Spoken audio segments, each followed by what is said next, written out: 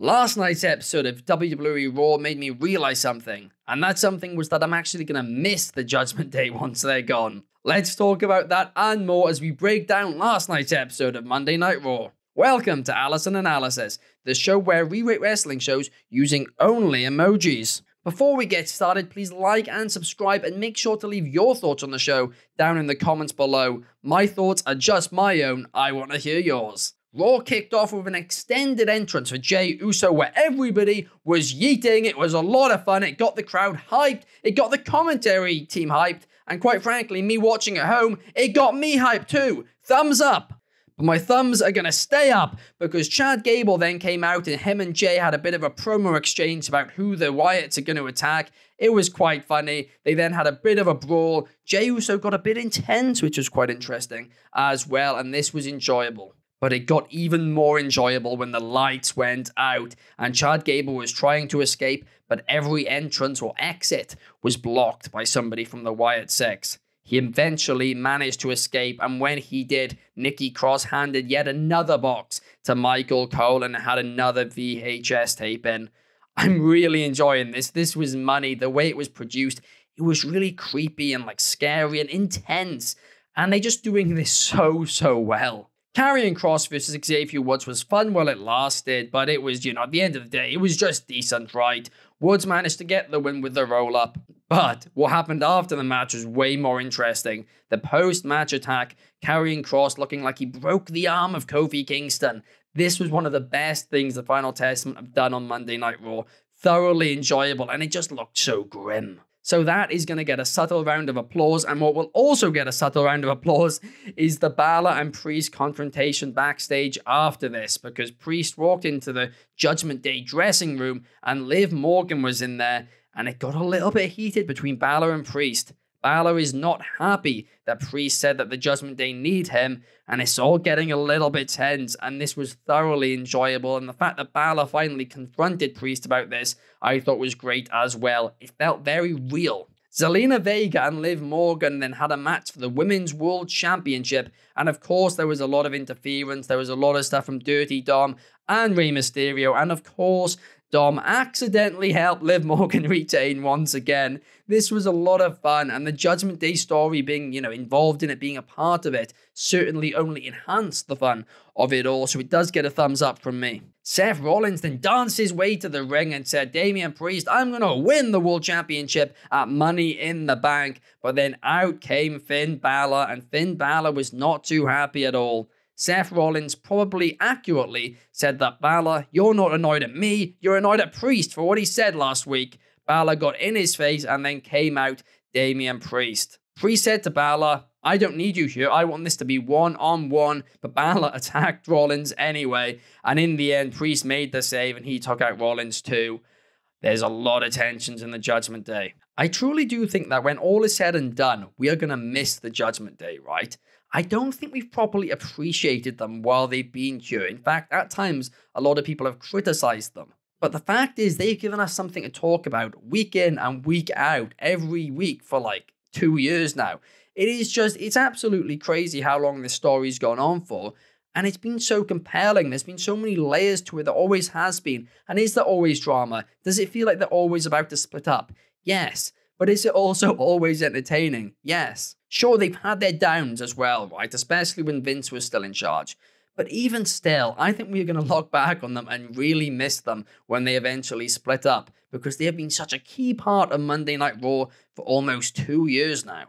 Zoe Stark then qualified for Money in the Bank by defeating Ivy Nile and Dakota Kai. This match was decent, nothing special, but it did its job. The VHS tape then played, and we had an absolutely money segment with Bo Dallas and Uncle Howdy once again. The interaction was so intense, but it was so good. There were so many layers to it.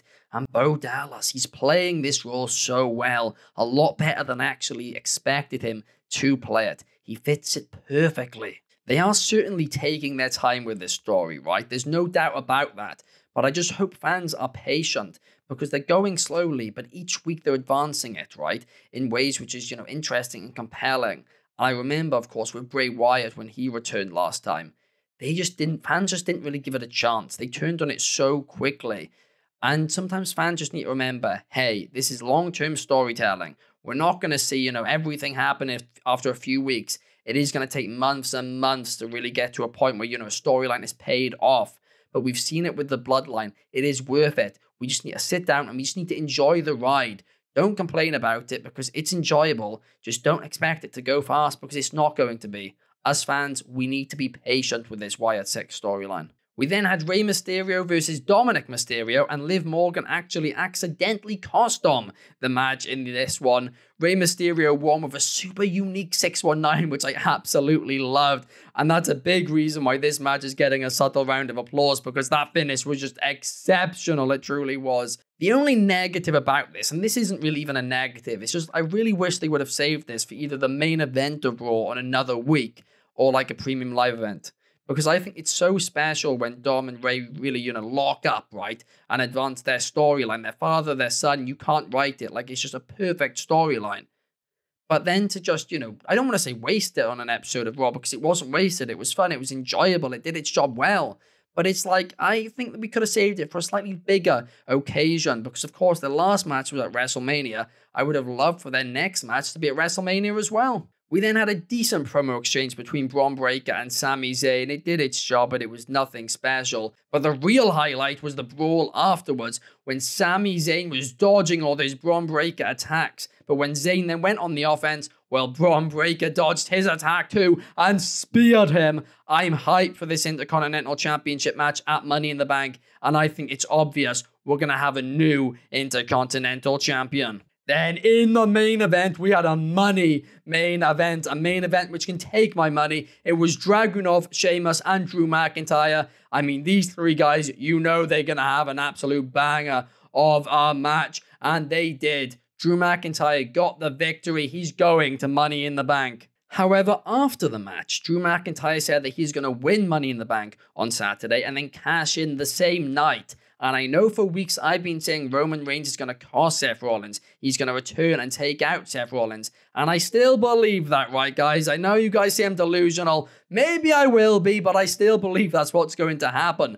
But what if McIntyre actually costs Seth Rollins?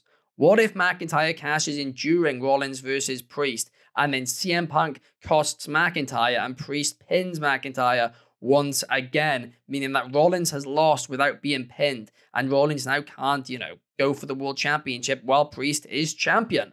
That way, the Judgment Day is still together, and Seth Rollins hasn't taken a pin.